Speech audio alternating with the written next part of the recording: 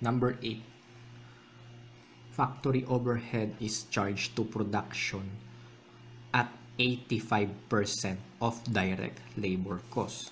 So, to record yung number 8, ang journal entry natin would be debit work in process, credit factory overhead applied. Meaning, ibig sabihin ng number 8, ang total factory overhead na chargeable lang sa work in process is 85% lang ng direct labor. So, 85% times ang direct labor natin ay 40,000. So, 85% times 40,000. That is 34,000. Ibig sabihin, sa lahat ng factory overhead na na-incur ng entity, 34,000 pesos lang doon yung chargeable sa work in process. Number 9. All goods started in process have been finished. Total tables produced were 1,000 tables.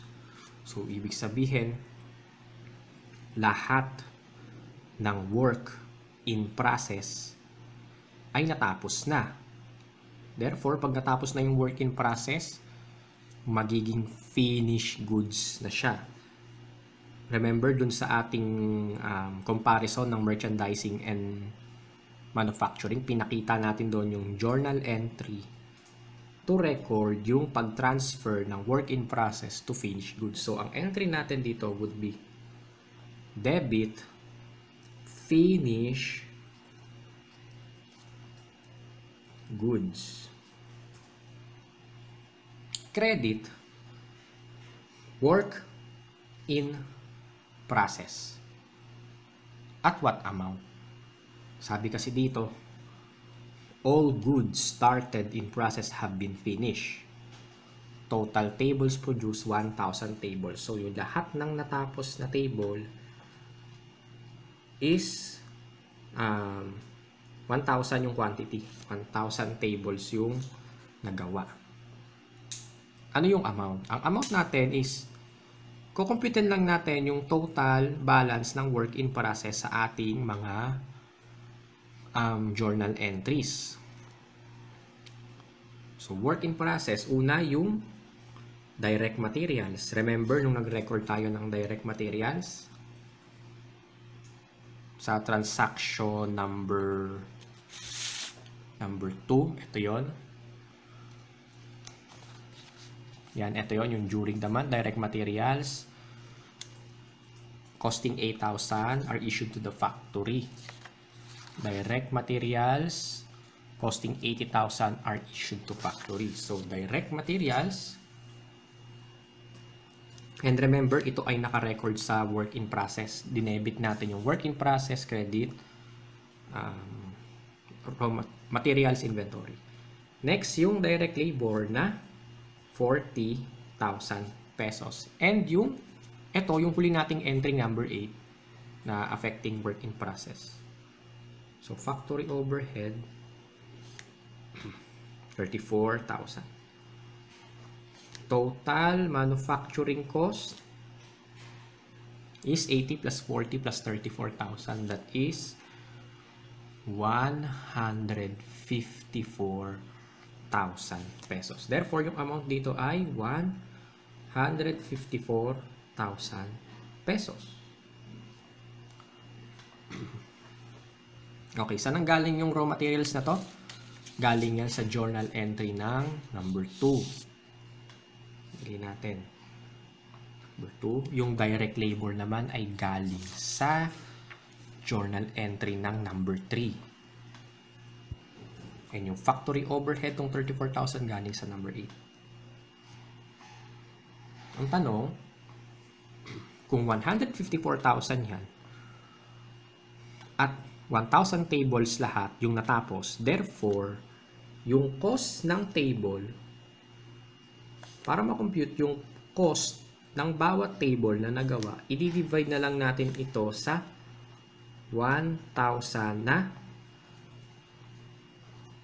tables. Therefore, yung cost per table ay magkano? 154 pesos per table. 154 pesos per unit yung cost ng product. Number 10, paid supplier for purchases on account 68,000 pesos. So, anong entry dito? Debit accounts payable, credit, cash na 68,000 pesos. Number 11, 800 tables are sold on account at a net price of 172,480. So, nagbenta ng table na 800 tables.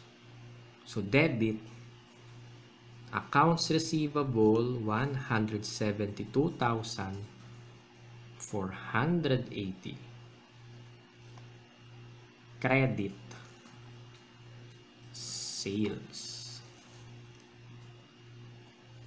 na 172,480.